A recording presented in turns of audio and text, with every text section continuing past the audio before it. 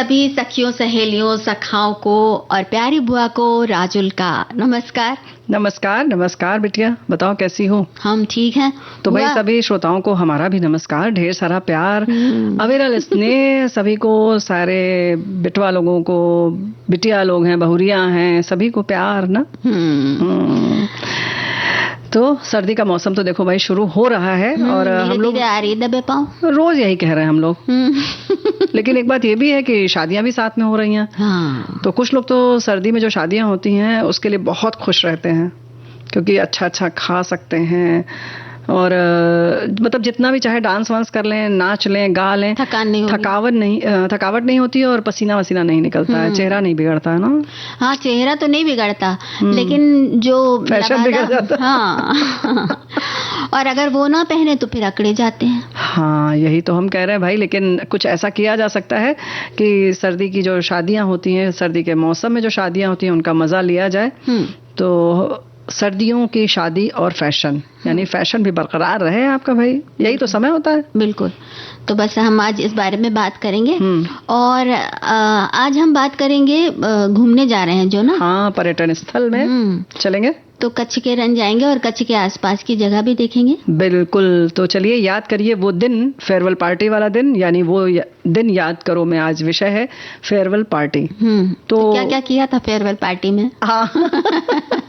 देखो, कक्षा 10 में कभी कभी होती थी फेयरवेल पार्टी, कभी कक्षा 12वीं में होती थी। बहुत सारे हमारे साथियों ने सेवानिवृत्ति के बारे में लिखा है, वो भी एक बड़ी मजेदार होती है फेयरवेल पार्टी। और आज 30 तारीख है, बहुत सारे लोगों की होगी आज ना। बहुत सारे लोगों की होगी, बहुत सारे लोग सेवानिवृत्त हो रहे होंगे आज के दिन। तो स्कूल कॉलेज के ज़माने की पार्टी की भी याद करते चलें, और अगर सेवानिवृत्ति की पार्टी की बात हो रही हो तो उसकी भी कुछ खास याद अगर जोड़ी हो तो वो भी बताएं। और ढेर सारी शुभकामनाएं देते हैं जो आज सेवानिवृत्त हो रहे हैं उन सभी को, एक अच्छी पाली खेलने के लिए और आगे की पाली अच्छी रहे, इसके लिए ढेर सारी शुभकामनाएं। और एक और खास दिन है आज का, रासायनिक युद्ध पीड़ितों के लिए स्मरण दिवस। तो इनको याद हम करते हैं आज के दिन। संयुक्त राष्ट्र द्वारा साल 2005 के बाद से हर साल 30 नवंबर को रासायनिक युद्ध का शिकार हुए पीड़ितों को याद किया जाए, ऐसे दिवस के रूप में मनाया जाता है। ये शोक मनाने और खोई हुई जिंदगियों का सम्मान करने का दिन है, चाहे वो मतलब देखो सैनिक हों, रासायनिक युद्ध के पीड़ित हों, उन्हें श्रद्धांजलि देने के साथ साथ रासायनिक हथियारों के खतरों को कम करने के लिए प्रतिबद्ध होने का भी ये दिन है। पहला जब विश्व युद्ध हुआ था तो उस दौरान बहुत बड़े पैमाने पर रासायनिक हथियारों का इस्तेमाल किया गया था और उसी की वजह से 1 लाख से भी ज्यादा लोगों को अपनी जान से हाथ धोना पड़ा था और बहुत सारे लोग हताहत हुए थे, घायल हो गए थे। तो रासायनिक निरस्त्रीकरण प्राप्त करने के गंभीर प्रयास तभी से शुरू हो गए थे, 1 शताब्दी से भी ज्यादा समय बीत चुका है। जी हाँ, रासायनिक हथियार सम्मेलन 1993 में हुआ और 29 अप्रैल 1997 को लागू हुआ। रासायनिक हथियार निषेध संगठन बनाया गया, जिसकी प्रस्तावना थी सभी मानव जाति के लिए रासायनिक हथियारों के उपयोग की संभावना को पूरी तरह से बाहर करना। 11 नवंबर 2005 को संयुक्त राष्ट्र के सम्मेलन के 10वें सत्र में रासायनिक युद्ध के सभी पीड़ितों के लिए एक खास दिन मनाया जाएगा। इस पे पुष्टि हो गई इस बात की। और हालांकि 2013 तक दुनिया के सभी लोगों ने, अधिकांश देशों ने रासायनिक हथियारों के अपने भंडार को या तो छोड़ दिया है या फिर नष्ट कर दिया है, लेकिन अभी भी बहुत से देश ऐसे हैं जहां पर ये नहीं हुआ है या कहीं ना कहीं प्रयोग भी शायद हो रहे होंगे, पता नहीं चलता है। रासायनिक युद्ध के सभी पीड़ितों के लिए स्मरण दिवस युद्धों की क्रूरता की याद दिलाता है। ये बताता है ना राजुल बिटिया कि हम भावी पीढ़ियों के जीवन की रक्षा करने में कितना आगे आए हैं। साथ ही ये भी याद दिलाता है कि अभी भी हमें कितना कुछ करना है, आगे जाना बाकी है ना। इस दिशा में और प्रयास होना ही चाहिए, है ना। बिल्कुल। रासायनिक हथियारों और उनके खिलाफ अंतर्राष्ट्रीय जो कानून हैं उनके बारे में भी लोग ज्यादा से ज्यादा जाने, उन पर अमल हो और ये जो एक बहुत बड़ा सामूहिक विनाश होता है, मतलब पूरी मानव जाति के लिए संकट है, ये संकट दूर हो, यानी रासायनिक हथियारों का खतरा जो है वो दूर रहे। बिल्कुल सही बात है। तक दुनिया रही रहेगा, तेरा नाम मेरा नाम तेरा नाम मेरा नाम, लाख मिटाए कोई मिट न सकेगा, तेरा नाम मेरा नाम, तेरा नाम मेरा नाम। तेरा मेरा नाम लागे कितना सुहाना, तेरा मेरा नाम,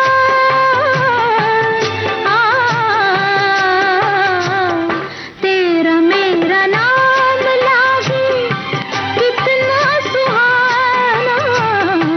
डरता हूँ हमसे कहीं जले न ज़माना, एक दिन ये तो खुद ही जपेगा, तेरा नाम मेरा नाम, तेरा नाम मेरा नाम।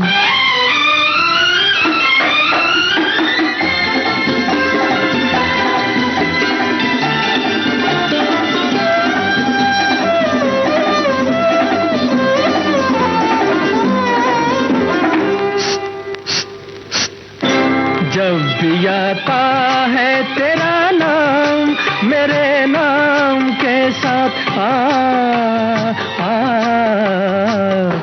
जब भी आता है तेरा नाम मेरे नाम के साथ, जान क्यों एक नया अफसाना सा बन जाता है।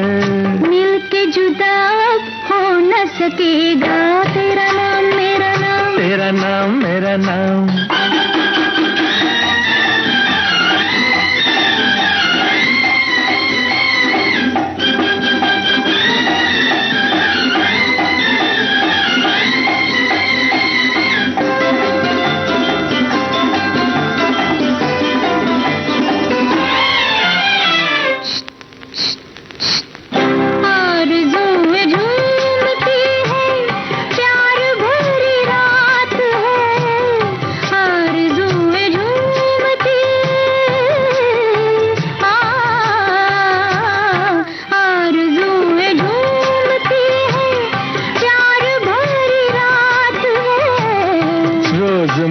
फिर भी लगे पहली मुलाकात है, इश्क के लब पे आके रहेगा, तेरा नाम मेरा नाम, तेरा नाम मेरा नाम।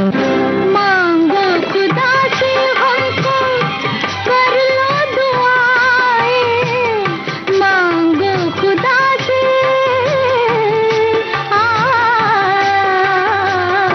मांगो खुदा से हमको कर लो दुआएं। तुम हो करीब फिर क्यों उसको बुलाए, अब तो खुदा को याद रहेगा, तेरा नाम मेरा नाम, तेरा नाम मेरा नाम। जब तक दुनिया रही रहेगा, तेरा नाम मेरा नाम, तेरा नाम मेरा नाम। ये नाम रहेगा जी। और बहुत सी चीजें ऐसी होती है ना बुआ कि जिनका नाम ही अपनी तरफ खींचने के लिए काफी होता है। बात कर रहे हैं कच्छ के रण की। पर्यटन स्थल कच्छ में आप सभी का हार्दिक स्वागत है। कुछ दिन तो गुजारिए गुजरात में, ना सही कच्छ में ही सही, ऐसा ही समझो। कच्छ नहीं देखा तो कुछ नहीं देखा, ये ऐसा मत सोचो हम बोल रहे हैं, हमारे साथी ने लिखकर भेजा है। अरे वाह, क्या बात है। वैसे बुआ, अपने देश को जानने और कुछ अलग करने का मन हो तो कच्छ बहुत ही सुंदर जगह है। बिल्कुल। यहाँ पर थोड़ा सा अगर इतिहास देखें तो सिंध के राजपूतों का शासन था पहले, और फिर 16वीं शताब्दी के आखिर में मुगलों का हुआ, और फिर काफी समय तक अंग्रेजों का शासन रहा।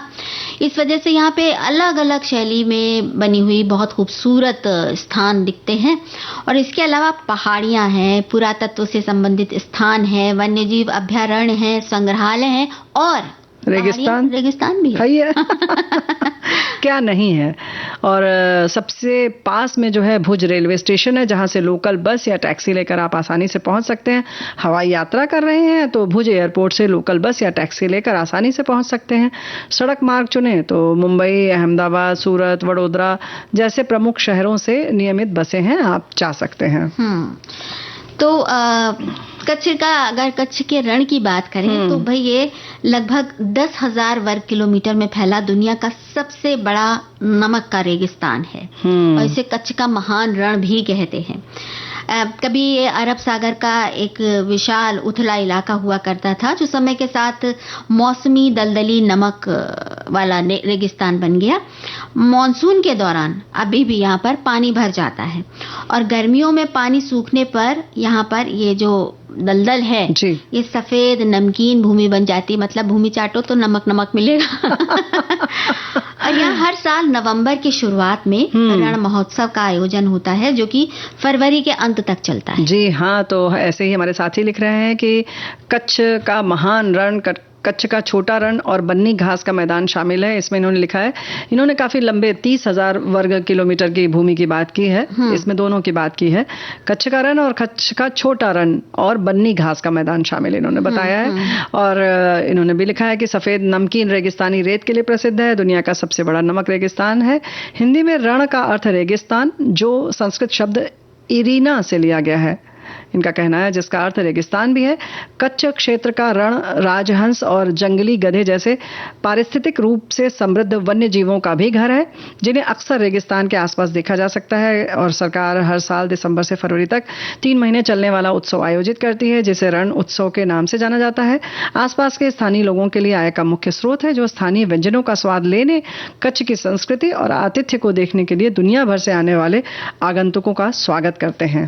तो भाई आय का स्रोत है, ये तो बड़ी अच्छी बात है। संग्रहालय में चलते हैं। पहले जरा था नजारे देख लें कच्छ के रण की। बिल्कुल। तो बिल्कुल एकदम सफेद सफेद रेत और चमकदार सूर्यास्त हो या चांदनी रात हो, संगीत और नृत्य की सदाएं गूंज रही हो, और ऐसे में कच्छ की संस्कृति के दर्शन होते हैं। यहाँ पे तरह तरह के पारंपरिक खाने चखिए, कच्ची हस्तशिल्प के स्टॉलों की कतारों में घूमिए। अरे वो तो बहुत सुंदर होता है, पता है, बहुत सुंदर कच्छ की जो किसको कहते हैं ना, कढ़ाई, हाथ का काम, जिसको ये लोग भरत काम कहते हैं, भरते हैं ना उसको, तो भरत काम कहते हैं, बहुत सुंदर लगता है। यहाँ पर स्टार गेजिंग जो है, मतलब तारों को जो निहारने वाली चीज होती है, टेलीस्कोप से देखना, उसको उसके लिए काफी प्रसिद्ध है। क्योंकि वहाँ एकदम खुला आकाश है, और कोई प्रदूषण नहीं है जी। इसके अलावा ऊंट गाड़ी की सवारी होती है, पैरा मोटरिंग होती है, राइफल शूटिंग, स्पा उपचार भी है खास तरह का, और सांस्कृतिक शो भी है। होता ही है, क्योंकि उत्सव लगाया गया है, तो पूरा मजा लीजिए आप। कच्छ के रण में स्थित धोरडो गांव को संयुक्त राष्ट्र ने सर्वश्रेष्ठ पर्यटन गांव घोषित किया है। अब ये सीमावर्ती गांव परंपरा, कला और पर्यावरण अनुकूल जीवन जीने वाला अनोखा गांव बन चुका है। कच्छ की समृद्ध संस्कृति देखना हो तो भाई यहाँ देखने को मिलती है। कच्छ मरुभूमि में वन्य अभयारण्य में हजारों की संख्या में राजहंस यानी फ्लेमिंगोस देखे जा सकते हैं। और रण से लगभग 200 किलोमीटर पूर्व में, जैसे कि हमारे एक साथी ने बताया, कच्छ का छोटा रण है, जिसमें जंगली गधा अभयारण्य है, जहां शाह बलूत रंग के भारतीय जंगली गधे, ब्लू बैल और ब्लैक बक और चिकारा संरक्षित किए गए हैं। प्रसिद्ध मंदिरों में कोटेश्वर महामंदिर, 11वीं शताब्दी में बना भद्रेश्वर जैन मंदिर, राजपूतों की कुलदेवी मां आशापुरा का मंदिर है। मांडवी समुद्र तट पर स्थित विजय विलास पैलेस देखने लायक है। युवराज श्री विजय राज के नाम पर बना ये ग्रीष्मकालीन महल लाल बलुआ पत्थर से बनाया गया है, और यहाँ पत्थर पर बेहतरीन नक्काशी आप देख सकते हैं। मजा आ जाएगा देखकर। बुआ अब एक गाना सुन ले, तब चले आगे। हाँ, हमें मालूम था संग्रहालय के पहले तुम कुछ और करोगी।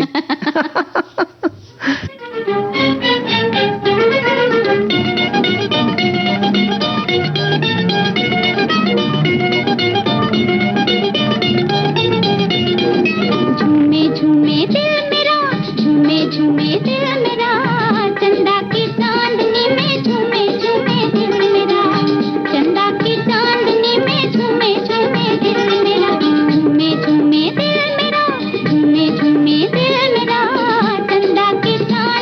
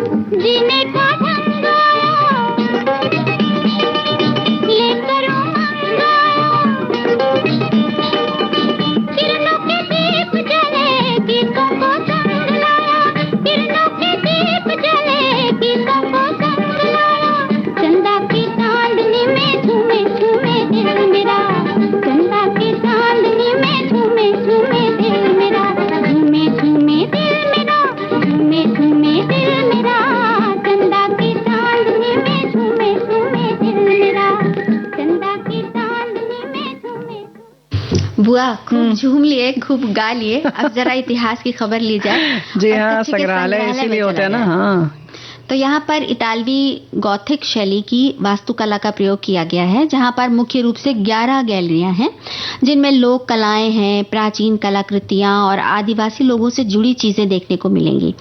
ऐरावत जो कि एक हाथी है, और कितनी कहानियां हमने उसके बारे में बहुत पढ़ी। बड़ा हाथी होता है। हाँ, जी, तो उसकी मूर्ति भी यहाँ का प्रमुख आकर्षण है। क्या बात है।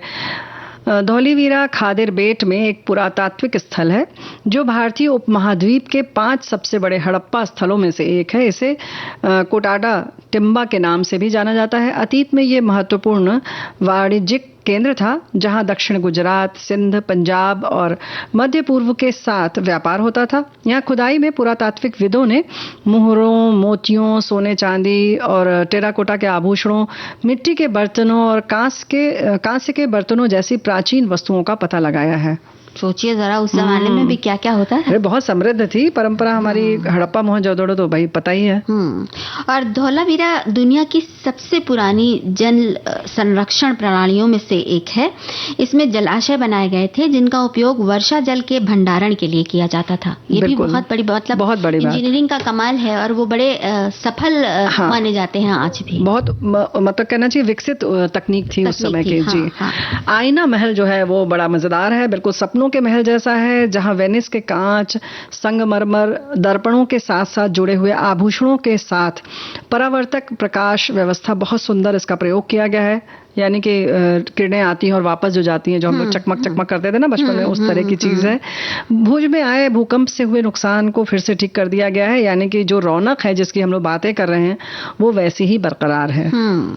यहाँ एक संग्रहालय है जिसमें चित्र, तस्वीरें और शाही संपत्ति देखने को मिलती है। एक समय एक प्रमुख बंदरगाह मांडवी समुद्र तट पर भी घूमने लायक कई जगह हैं। यहाँ से कुछ ही दूरी पर पवन फार्म, समुद्र तट पर पवन चक्कियां देखने का एक अलग ही आनंद है। हाँ, ये बात तो है। रास्ते में आपको पवन चक्कियां खूब दिखेंगी और इतने बड़े बड़े उनके डैने होते हैं, यानी जो कहना चाहिए ना पंखों की जो पत्तियां होती हैं वो बहुत बड़े बड़े होते हैं, 3 होते हैं और बहुत सुंदर लगता है। और जब चलता है तो और सुंदर लगता है। और रन तो है बहुत लंबा लंबा दिखता ही है, दूर दूर तक तो अच्छा लगता है। तो मतलब एक अलग तरह का सौंदर्य है, अलग तरह की दुनिया जहाँ पर कला है, संस्कृति, हालांकि नमकीन ही नमकीन है पूरी तरह से, लेकिन उस नमक के बावजूद भी कहीं जिंदगी की मिठास सजो लेती है कच्छ की कारण। ये बड़ी खास बात है। हमारे एक साथी लिखते हैं कि कच्छ का रण, अरे भाई सामरिक दृष्टि से ये स्थान भले ही महत्वपूर्ण हो, किंतु क्या ये कोई स्थान विशेष है जहाँ युद्ध किया करते हैं? अभी हाल ही में गुजरात जाना हुआ, द्वारका और भेंट द्वारका से सोमनाथ होते हुए अम्बा माता तक तो गए, लेकिन कच्छ का रण रह ही गया। भूभाग के दृष्टिकोण से गुजरात का सबसे बड़ा जिला लगता है, किंतु इसके रण स्वरूप को आज जानेंगे। भाई लेकिन रण स्वरूप की जो ये बात सोच रहे हैं कि रण से युद्ध का मतलब है, तो हमारे जैसे साथी ने लिखा कि रन है, हो सकता है कि जो इन्होंने बताया कि रेगिस्तान है, शायद रेगिस्तान के लिए ये शब्द प्रयोग किया गया है। तो यहाँ पर युद्ध जैसी कोई भी सामरिक दृष्टि नहीं रखिए और उसका आनंद लीजिए। और खासतौर से चांदनी रात में इसकी जो है ना शोभा है जो चौगुनी हो जाती है। वैसे इसकी सीमाएं जो हैं वो हमारे पड़ोसी देश से मिली हुई है, और यहाँ पर भारत की जो संस्कृति है उसका कुछ एक अलग ही रूप देखने को मिलता है। जी हाँ।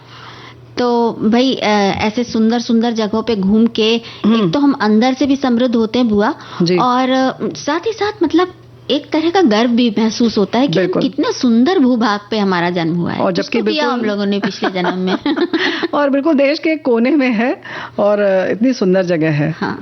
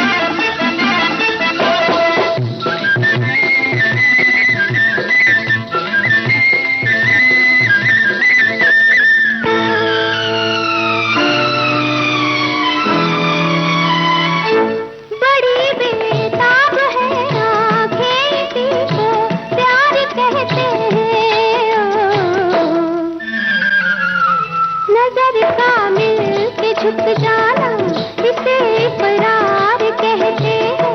नजर का मिल के झुक जाना, इसे इकरार कहते हैं। निगाहों को नयूरों को जो मिलती है तो मिलने दो। बात घुंघरू छू छू छू छू, दिल की धड़कन सुन सुन सुन सुन।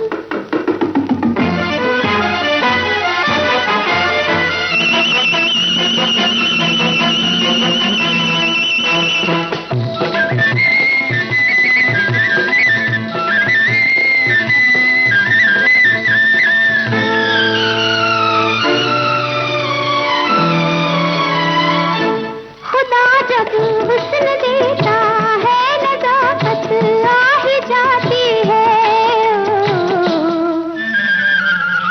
बदल जाते हैं तेवर भी, शरारत आ ही जाती है।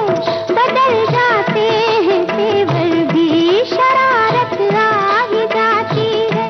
घटाएं सर झुका देंगी, जरा जुल्फें मचलने दो। बाजे घुंघरू छुन छुन छुन छुन, दिल की धड़कन सुन सुन सुन सुन। दिल के लिए रोशन है तेरे लिए। बाजे घुंघरू छुन छुन छुन छुन, दिल की धड़कन सुन सुन सुन सुन। तो भाई खूब घूम भी आए हम। अब जरा यादों के गलियारों में घूमा जाए बुआ। Farewell party. हाँ, तो जो एक साल पहले हम आगे वाली क्लास को देते हैं वो हमें भी दी जाती है। साड़ी कौन सी पहने, किससे मांगे, क्या करें, इस पशुपेश में बहुत समय जाया करते। फिर ब्लाउज नाप का चाहिए।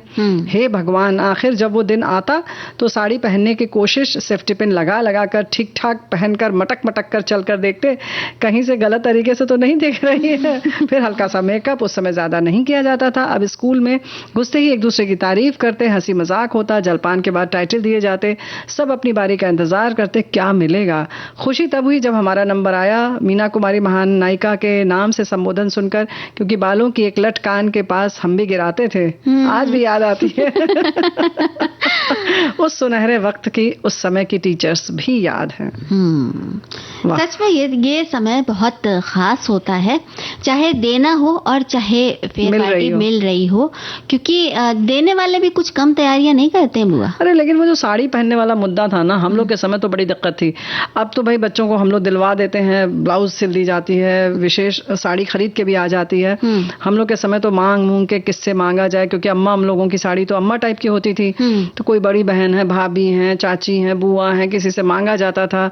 फिर वही ब्लाउज वाली दिक्कत, फिर उसको ठीक ठाक करो, फिर संभालते रहो पल्लू, बड़ा मुश्किल। अरे तो साड़ी मत पहनिए ना। देखिए हमारे एक साथी ने लिखा दिया है कि फेयरवेल तो हमें मिला था स्कूल में 12th क्लास की विदाई। अच्छा। उन दिनों मैक्सी वाला गाउन चलता था, वही पहन कर गए थे। सड़क पर कोई बोले भी थे कि आज हजरतगंज की सड़कें साफ करनी नहीं पड़ेंगी, सब साफ हो रही हैं। स्कूल में सबसे बिछड़ने का दुख बार बार रुला रहा था। सब टीचर्स को देख देख कर भावुक हुए जा रहे थे। सब सहपाठियों को कोई ना कोई टाइटल भी दिया गया था। मुझे मेरी भावुक स्वभाव के कारण ही शायद होगा मिला था। बात बात पर हंसती हो, बात बात पर रोती हो, अपनी इसी अदा से तुम हम सबका मन मोह लेती हो। वाह, आज भी याद है मुझे। क्या बात है। तो भाई अदा है इनकी, सबका मन मोहने वाली, तो अच्छा तो है, याद रहेगा भी। भाई देखो सबके अलग अलग जो है ना अनुभव हैं। हमारी साथी लिख रही है, मेरी तो सेवानिवृत्ति नहीं थी, पर पति की सेवानिवृत्ति विदाई हो रही थी। पति के मनोभाव से पता चल रहा था वे काफी खुश थे, जिम्मेवारी से उन्हें मुक्ति मिली थी, पर मेरा मन बहुत उदास था। ऐसा लग रहा था इनकी नौकरी के साथ जो लाइफ को एंजॉय किया वो अब छूट रहा था। मन बहुत मायूस हो गया था। उस दिन स्टाफ के लोग बहुत ही मनुहार कर रहे थे कि इनका विदाई समारोह हो रहा था। वहां जाने का पर मैं नहीं गई क्योंकि मैं भावुक हूँ। मेरी आंखें बरस जाती। घर में ही आकर वे सभी लोग मुझसे मिले। तो भाई इनके अपने ढंग की याद है। वैसे ये बहुत भावना भरे क्षण तो होते ही होते हैं। और सबसे अच्छा लगता है जब जैसे जब स्थानांतरण के समय भी फेयरवेल होती है, तो उस समय भी जो अपने पुराने साथी जिनके साथ काम किया है वो जब आकर बात करते हैं और आपके बारे में कई बार कुछ ऐसी बातें बता जाते हैं कि आपको लगता है कि अरे ये हमें इस नजर से देख रहे थे और हम सोचते थे शायद ये हमें पसंद नहीं करते या हमारा इनसे इतना अच्छा सामंजस्य नहीं बैठ पाया।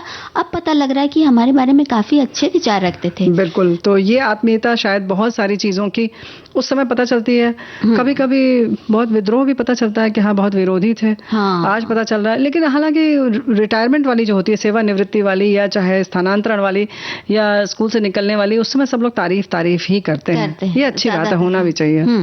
और ये अच्छी भी बात है कि आप जो एक अच्छे नोट पर हमेशा कहते हैं ना, सकारात्मक शब्दों के साथ आप एक दूसरे का साथ छोड़ें। और बुआ हम साथ छोड़ेंगे नहीं। हाँ, फिर से पकड़ेंगे बस इस ब्रेक के बाद।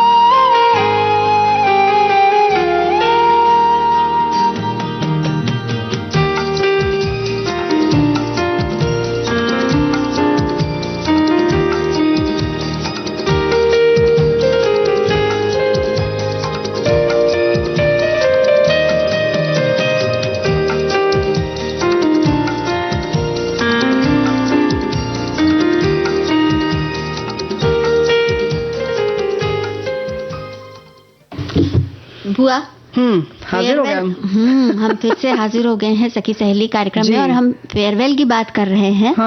तो ये जो विदाई समारोह होता है, तो इसमें हंसी और आंसू दोनों मिले रहते हैं। बिल्कुल, थोड़ी सी खट्टी मीठी यादें भी होती हैं और थोड़ी सी कड़वी यादें भी हो जाती हैं। कई बार ऐसा होता है जैसे कि एक साथी थे जिनके विदाई समारोह था और उसी दिन उनका चश्मा जो था वो टूट गया। अच्छा। तो मतलब वो चाह कर भी उस समारोह का आनंद नहीं ले पाए, हालांकि वो शामिल थे और उनका नंबर बहुत ज्यादा था। तो जैसे होता है ना कि आप आंखों के जरिए ही हर चीज की उपस्थिति का हर महसूस करते हैं, देखते हैं, लेकिन बाद में सिर्फ महसूस कर सकते हैं। तो वो उनको थोड़ा सा मतलब तकलीफ हुई ये बात की। वैसे ज्यादातर ऐसा होता है कि यादें जो है वो रह जाती हैं। जैसे कि हमारे एक साथी ने लिखा है कि अपनी ही फेयरवेल पार्टी में जब मैंने विदाई के समय भावुक होकर मंच पर मैं पल दो पल का साथी हूँ, पल दो पल मेरी कहानियां वाला गीत गाया था, उस दौरान मेरी आंखें भी नम हो गई थी, क्योंकि पुरानी जगह और पुराने साथियों को छोड़ने का गम मेरे चेहरे पर स्पष्ट रूप से दिखाई दे रहा था। इस दौरान फूल माला पहनते हुए मेरी भी आंखें नम हो गई थी। तो भाई देखो, ऐसा है कि जिसकी आंखें नम हुई वो ठीक है, भावुक थे, सब लोग यही लिख रहा है और बड़ा अच्छा समझ रहा है। लेकिन एक हमारी बहन ने बड़ी प्यारी सी बात लिखी है, बहुत मजेदार बात है। इन्होंने लिखा है 11वीं कक्षा में जब हमने फेयरवेल पार्टी दी, उसी दिन दूरदर्शन पर मेरा साया फिल्म शाम को आने वाली थी। हमारा पूरा दिमाग फिल्म में लगा हुआ था। जब शाम को हमारा खाने का समय आया तब तक खाना खत्म हो चुका था। अब खाना फिर से बन रहा था।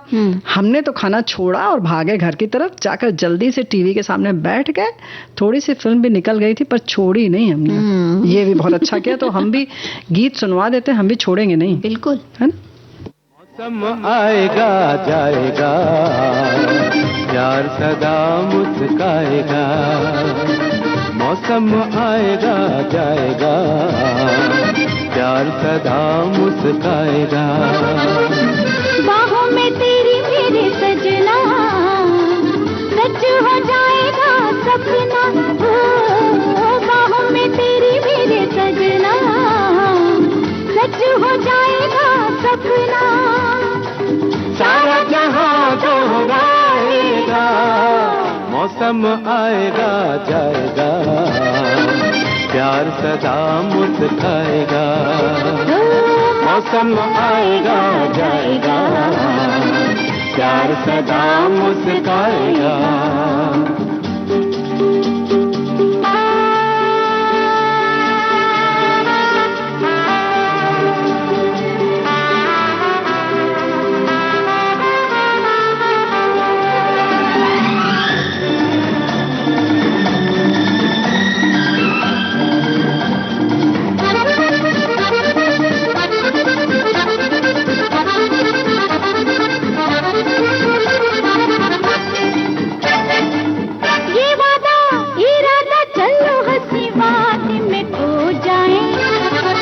चलो ना आओ ना फूलों के साए में सो जाए।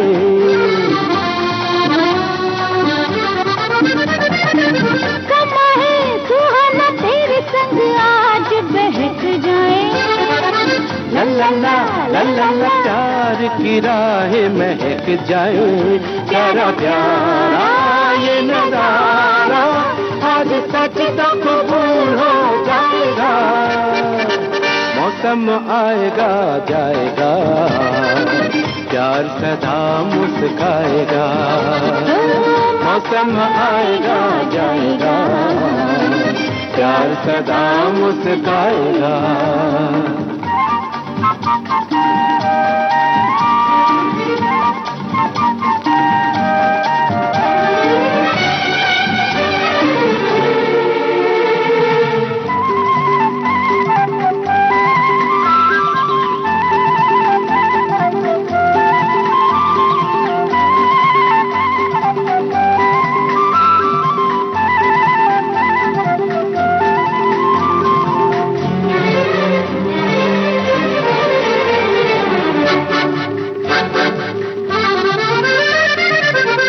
जानी दीवानी जागी जागी रातों की सहर आए। रसिया तेरे ही कदमों पे जिंदगी गुजर जाए।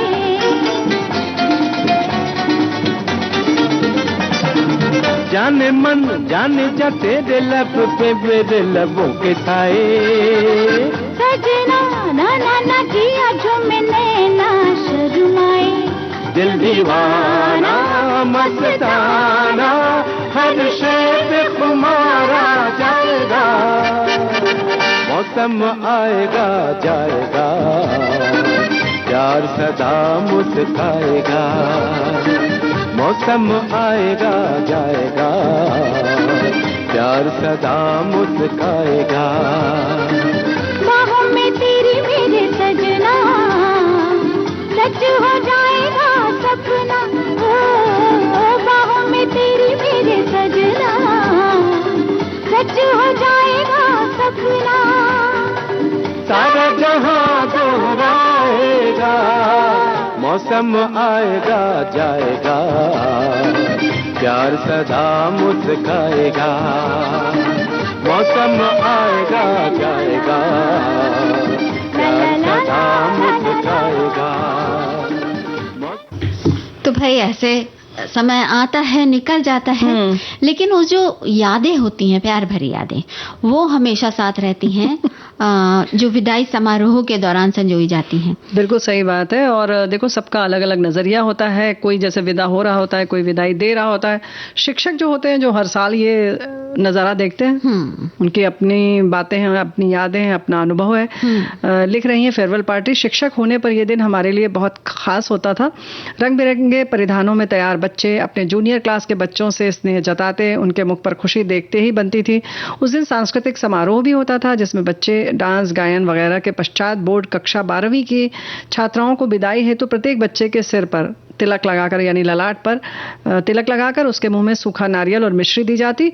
जूनियर छात्राएं उन्हें गिफ्ट के तौर पर कार्ड, पेन, छोटी अलार्म घड़ी इत्यादि कुछ भी देते थे। तो जाने वाली छात्राएं कुछ विद्यालय को देकर जाया करते थे। अल्पाहार भोजन के पश्चात वो पल बहुत भावुक कर देने वाला हो जाया करता था, जब बच्चे रोने लग जाते थे और सभी शिक्षकों के साथ फोटो खिंचवाते थे। और कितनी बाद तक वो फोटो देखी जाती हैं जो शिक्षकों के साथ खिंचाई जाती है। सही बात है। एक साथी लिखती है कि हमारे कॉलेज की फेयरवेल पार्टी में जिन्होंने गाना गाया था उनको फर्स्ट प्राइज मिला, सेकंड प्राइज हमें मिला और थर्ड प्राइज भी गाना गाने वाली लड़की को मिला था। स्कूल में भी बहुत अच्छी फेयरवेल पार्टी हुई थी, उसके बारे में फिर कभी बताएंगे, आज इतना ही बहुत है। ये भी कितना बड़ा हो गया। भाई आपने इतना बड़ा संदेश नहीं लिखा है, अच्छी बात है, जरूर बताइएगा अगली बार। मैं क्लास 1 से ही एक ही स्कूल में पढ़ी हूँ। मेरे बाल बहुत घुंघराले और घने थे, सब लोग मेरे बालों पर बहुत कमेंट्स करते थे। मेरी पहली फेयरवेल पार्टी जब मैं हाई स्कूल में थी, मुझे मेरी जुल्फों पर ही पहला टाइटल मिला था। बहुत अच्छा लगा था, चूंकि मुझे उसी स्कूल में ही आगे पढ़ना था, इससे ज़्यादा दुख नहीं हुआ था। इंटरमीडिएट करने के बाद मैं बीएससी में आई, फिर जो फेयरवेल पार्टी हुई उससे भी मेरे बालों पर ही टाइटल मिला। तो बीएससी के बाद तो बहुत दुख हुआ था, उसके बाद कॉलेज छोड़ना था क्योंकि उस कॉलेज में पोस्ट ग्रेजुएशन नहीं था। आज भी साथ में पढ़ी लड़कियों की बहुत याद आती है। अच्छा बुआ, एक वो समय हुआ करता था जब वो काली सफेद फोटो खींचती थी। हाँ। और फेयरवेल पार्टी के दौरान या तो फोटोग्राफर को स्कूल में बुलाया जाता था, और अगर ये सुविधा नहीं हो पाई किसी तरह तो जो स्कूल के पास स्टूडियो खुले रहते थे, फोटो स्टूडियो, अब तो शायद दिखते ही नहीं है। वहाँ उस समय बहुत होते थे, क्योंकि पासपोर्ट साइज वाली भी अक्सर खिंचवानी होती थी। वहाँ जाके बस फोटो खिंचवाने का एक जबरदस्त आकर्षण रहता था, क्रेज रहता था कि भाई सब सखियां मिलके जाके वहाँ पर फोटो खिंचा रही हैं। और उसमें भी ग्रुप बन जाता था, गुटबाजी बहुत होती थी। गुटबाजी, कभी कभी दुख होता था जिसको छोड़ दिया जाता था उसको। ये बात तो है। तो लेकिन उन चीजों से एक जैसे ये भी रहता था कि किसे कितना प्यार मिला है, वो उतना ही समृद्ध महसूस करता था अगले क्लास तक। और कई बार ऐसा होता था जो अपनी जूनियर लड़कियां होती थी वो कुछ इतना प्यार बरसाती थी कि जिसे देखकर बड़ा अच्छा लगता था। और कई बार जो जूनियर लड़कियां होती थी वो शैतानी में कुछ ऐसे टाइटल दे देती थी कि मतलब दुख भी हो जाता था किसी को। जैसे एक बार एक जूनियर लड़की ने अपनी सीनियर लड़की को कहीं से पता नहीं कैसे कि 14वीं का चांद हो की पैरोडी बना के उन्होंने दे दिया कि जो भी हो तुम खुदा की कसम लाजवाब हो, और उसके आगे की जो कुछ उन्होंने पंक्तियां जोड़ी थी वो बड़ी अजीब सी पंक्तियां थी। अच्छा। तो उनको काफी मतलब तकलीफ हुई। तो बाद में उसको जूनियर को अपनी बात का एहसास हुआ और उसने जाके माफी भी मांगी कि नहीं, हमने तो ये कहीं सुना था, सुनकर दे दिया था बस। लेकिन अब के बच्चे बड़े चतुर हो गए हैं, वो इस तरह की सुनी सुनाई बातों पे नहीं बल्कि बिल्कुल सोच समझ कर अच्छे अच्छे टाइटल चुन कर देते हैं। तो भाई देखो ऐसे ही लिखा है, इन्होंने याद किया कि जब हमें स्कूल की फेयरवेल पार्टी मिली उसमें हमें मोटे से कागज को अलग अलग शेप में काट कर उसमें टाइटल लिख कर दिया गया। जो जैसा था उसे उसी के हिसाब से टाइटल दिया गया। एक मेरी फ्रेंड थी, उसे जो टाइटल दिया गया वो आज भी मुझे याद है। बहुत ज्यादा और तीखा बोलती थी। तो जापान की कैंची अपनी जुबान दोनों की तुलना एक समान। अच्छा, जापान की कैंची आपकी जुबान दोनों की तुलना एक समान। फिर एक सॉरी का स्माइल भी उन्होंने बनाया था। तो भाई ये अच्छी बात है कि उन्होंने स्माइली बना दिया था उस वक्त। तो कुछ इसी तरीके से होता था। हम लोग क्या कहते थे, नन्ही सी जान, उस पर इतना बड़ा इम्तिहान, कुछ ऐसा मिलता था जो बहुत जिनकी जैसे कहते हैं ना लंबाई कम होती थी उनको दे देते थे। या किसी की वो होती थी बाल जिसने तुरंत कटवाया होता था तो हम लोग देते थे कि शायद मेरी शादी का ख्याल दिल में आया इसीलिए मम्मी ने मेरे बाल को कटाया है। तो बड़े मजे तो ये सब लेकिन ग्रेजुएशन के समय होता था। कक्षा 10वीं और 12वीं में नहीं होता था क्योंकि उस समय विवाह की उम्र हो जाती थी और कुछ लड़कियों के विवाह तय भी हो जाते थे। तो ऐसे ऐसे हम लोग दे देते थे इस तरीके की टाइटल। अच्छा बुआ, ऐसा नहीं लग रहा कि हमारे जो सखा हैं वो अपने स्कूल कॉलेज के अनुभव कुछ कम बता रहे हैं, कुछ कम नहीं, सेवानिवृत्ति के बारे में तो हमारे साथी ने सेवानिवृत्ति की बातें कर रहे हैं, स्कूल कॉलेज की बात देखो 2011 में इन्होंने लिखा कि सेवानिवृत्ति हो गई थी, तो अब सोचो कि अपने स्कूल की बात करेंगे। इन्होंने लिखा है कि मेरे स्टाफ मित्रों द्वारा मुझे दी गई फेयरवेल पार्टी नहीं भूल सकता। साल 1974 से 2011 तक इन्होंने लिखा है टेलीकॉम डिपार्टमेंट सेवा सफर की यादें संजो कर एक पेपर पर लिख लिया था। ऊपरी अधिकारीगण और सहकर्मियों द्वारा संबोधन के बाद जब मैं अपना लिखा हुआ भाषण पढ़ने लगा तब प्रारंभिक उद्बोधन के बाद इतना भावुक हो गया था, गले से आवाज नहीं निकल रही थी, आंखें नम हो गई थी क्योंकि 37 साल पुराना साथ जो छूट रहा था सोचकर आगे न पढ़ सका। बाद में मेरे सहकर्मी मित्र ने पढ़कर पूरा किया। सेहत ठीक न होने के कारण सिर दर्द भी बढ़ गया था, चाय नाश्ता भी न कर सका। सभी सहकर्मी बहुत चिंतित हो गए थे। जुदाई के इस दर्द से उबरने में कई दिन लगे थे। एक जुड़ाव हो जाता है, एक लगाव। 37 वर्ष तो बहुत होता है। और जैसे स्कूल कॉलेज की जो फेयरवेल होती है, ये कुछ दूसरे अंदाज की होती है, क्योंकि उसके बाद भविष्य की बहुत सारी बातें रहती हैं, उनमें हम कई बार खो जाते हैं और वो दर्द उतना महसूस नहीं होता। एक भैया परीक्षा भी देना रहता है, परीक्षा के पहले फेयरवेल दे दिया जाता है। एडमिट कार्ड कब मिलेगा, कहाँ मिलेगा, हम लोग के समय तो ये सब भी होता था। और स्कीम आई कि नहीं आई? हाँ, रोल नंबर तुम्हारा क्या है, हमारा क्या है, रोल नंबर मिला नहीं मिला, सेंटर कहाँ पड़ा अगर बोर्ड की परीक्षा है जी हाँ, तो अलग अलग जगह के अलग अलग प्रांत के अलग अलग चीजें होती हैं। बोर्ड अलग अलग जगह पहले पढ़ता था, विषय की बातें होती थी, तैयारियों की बातें होती थी, ये बात तो सही है। और एक भविष्य की जो है ना योजनाएं बनानी होती थी, तो उसमें हम जुट जाते थे। लेकिन सही बात है कि नौकरी से जो सेवानिवृत्ति की बात होती है, उसका अपना अलग रंग है ना, अपना ही एक अलग एहसास है, और वो काफी समय तक ताजा रहता है जी। तो बुआ, इस ताजगी के साथ एक गाना सुन लिया जाए। बिल्कुल।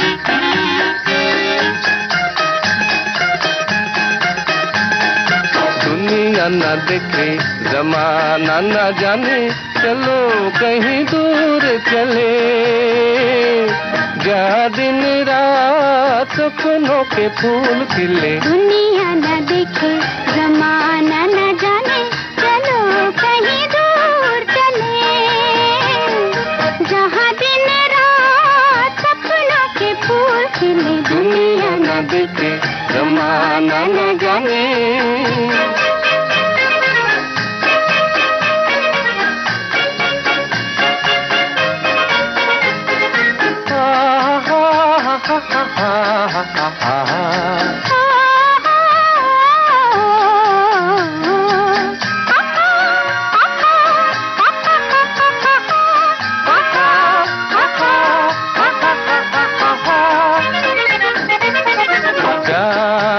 बाहें बढ़ाए देखो हमको बुलाए, ऋतु ये सुहानी जाके न आए। चार बाहें बढ़ाए देखो हमको बुलाए, चलो उस नगरी में जहाँ प्रीत के दीप जले, चलो उस नगरी में जहाँ प्रीत के दीप जले, जहाँ दिन रात सपनों के फूल खिले। दुनिया न देखे जमाना न जाने,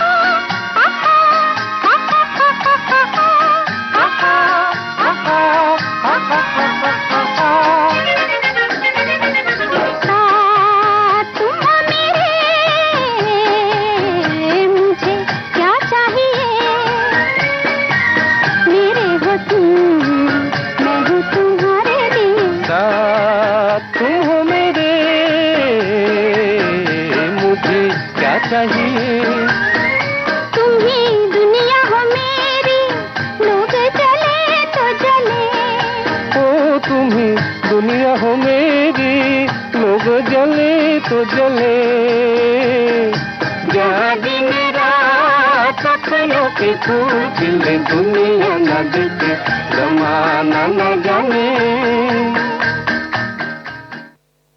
बुआ, ढेर सारी यादों के साथ फेयरवेल पार्टी की। नहीं, देखो, एक ने लिखा है कि जब एक कक्षा 11 में पढ़ती थी, इन्होंने चूंकि अंग्रेजी में लिखा है इससे थोड़ी दिक्कत हो रही है, तब हमको लगा था कि हम विदाई लेंगे और हम साड़ी पहनेंगे, लेकिन हमने साड़ी नहीं पहनने दिया गया और हमको सूट में ही विदाई लेनी पड़ी। का रंग और सब अभी तक याद है, हमको भी याद है और साथियों को भी याद हो गया। बड़ा खास दिन होता था।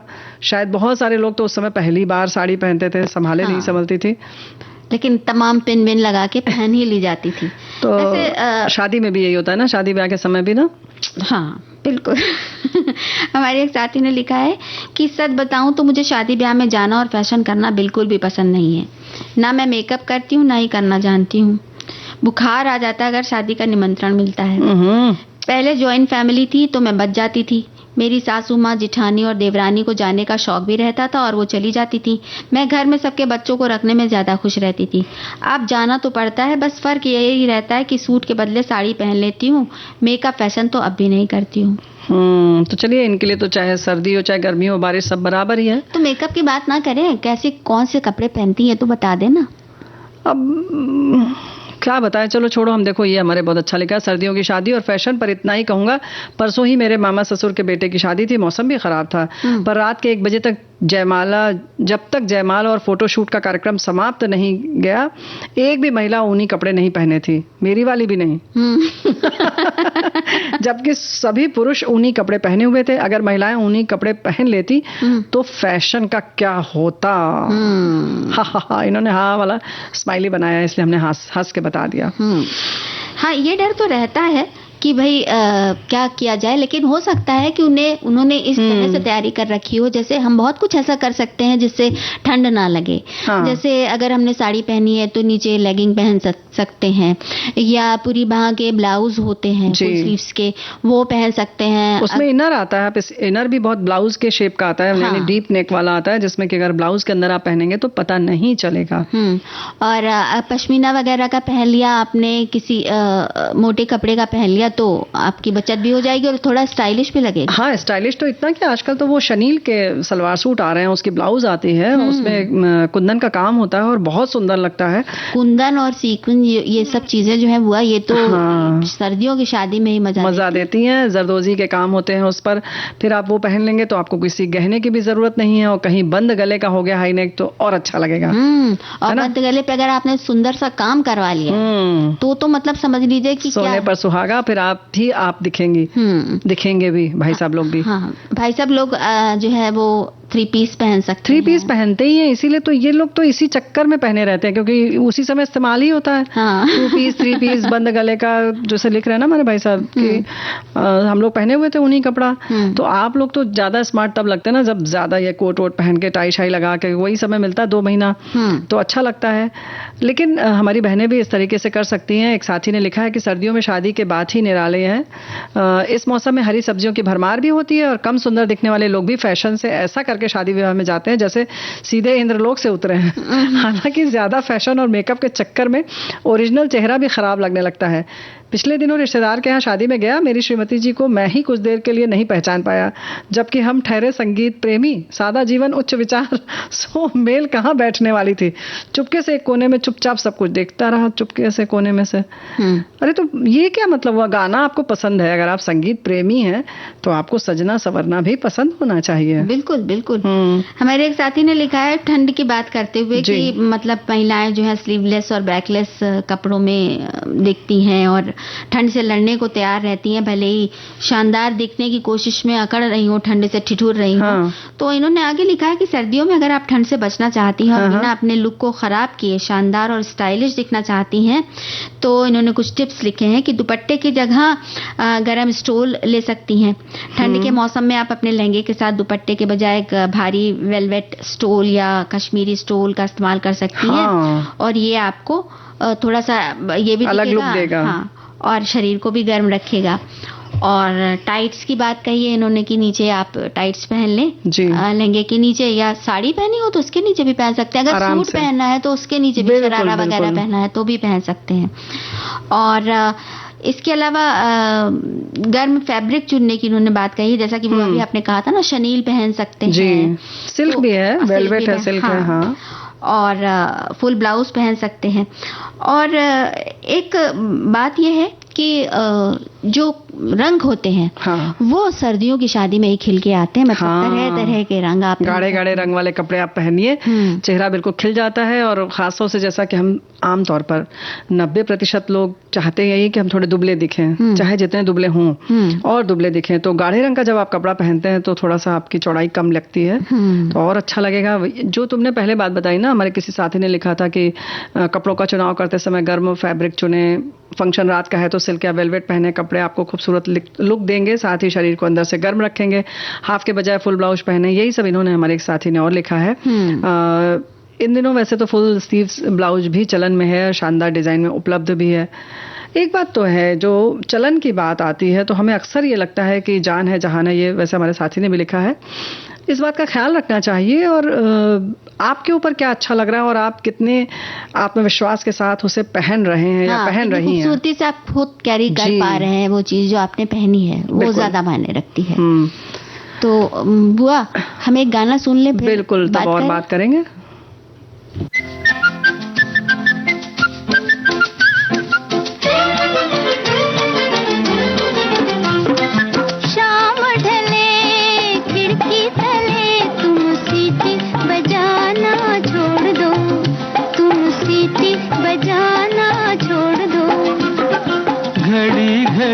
खिड़की में खड़ी तुम तीर चलाना छोड़ दो, तुम तीर चलाना छोड़ दो।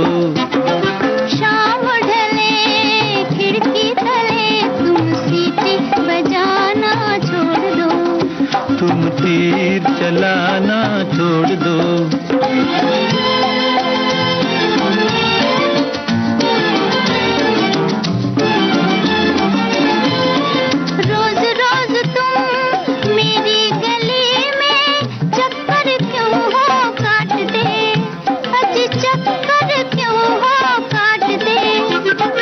सच्ची सच्ची बात कहूँ मैं, सच्ची सच्ची बात कहूँ मैं, अजी तुम्हारे वास्ते, तुम्हारे वास्ते।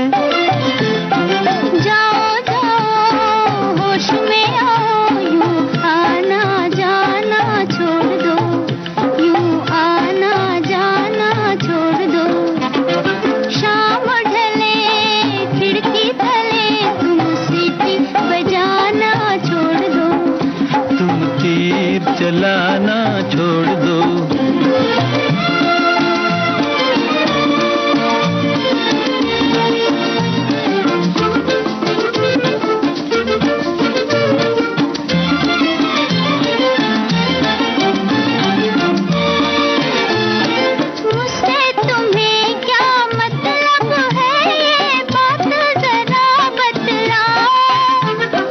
बात फकत इतनी सी है कि तुम मेरी हो जाओ, आओ आओ तुम मेरी हो जाओ। ऐसी बातें अपने दिल में साहिब तुम लाना छोड़ दो, शाम ढले खिड़की तले तुम सीटी बजाना छोड़ दो, तुम तीर चलाना छोड़ दो।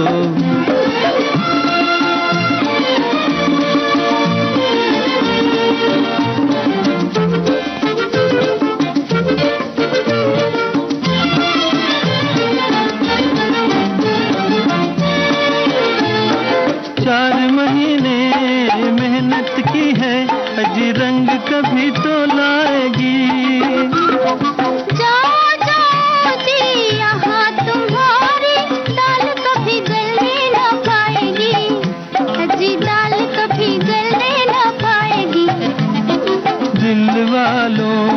मत वालों पर तुम रोब जमाना छोड़ दो, तुम रोब जमाना।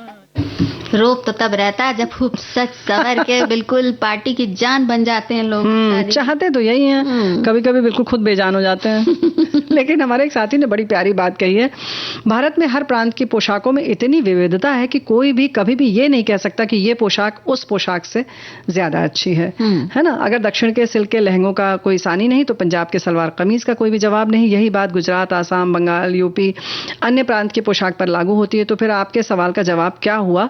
क्योंकि मैंने जो बात कही वो तो सब जानते हैं। मेरे हिसाब से सबसे अच्छी पोशाक शायद उसे कहेंगे जो हमारे लिए आरामदायक तो हो ही, साथ साथ सुंदर दिखे, जैसे साड़ी। साड़ी एक ऐसी पोशाक है जिसका मुकाबला में हिसाब से संसार की कोई पोशाक नहीं कर सकती। मोटी, पतली, लंबी, नाटी, मतलब महिलाओं के शरीर की किसी भी प्रकार की रचना हो, साड़ी उन कमियों को ढककर महिला को सुंदर दिखाती है जो वाकई में कोई और पोशाक नहीं कर पाती। तो बात अच्छी है, लेकिन फिर भी आपके खुद के आराम की बात जरूर है और उस बात का ख्याल रखें।